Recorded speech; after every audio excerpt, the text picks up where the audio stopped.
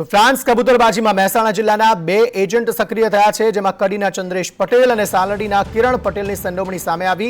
સંદેશ ન્યૂઝની team agent Chandresh પટેલના ઘરે પહોંચી હતી, જોકે ચંદ્રેશ પટેલનું ઘર બંધ હાલતમાં જોવા મળ્યું। પરિવારના પણ લોકો ઘર બંધ કરી ગાયબ થઈ ગયા છે। કબૂતરબાજી મામલે સંદેશ ન્યૂઝની ટીમ ચંદ્રેશ પટેલના ઘરે પહોંચી હતી।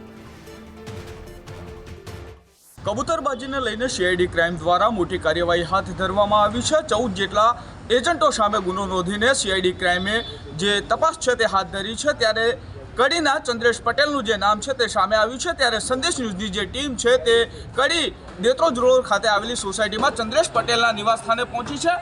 હાલ જે ચંદ્રેશ પટેલનું જે નિવાસસ્થાન છે તે બંધ હાલતમાં છે। જે પરિવાર છે તે ક્યાંક છેલ્લા 2 દિવસથી બહાર ગયો હોવાનું જે આડોશી પાડોશી છે તેમનું જણાવવું છે।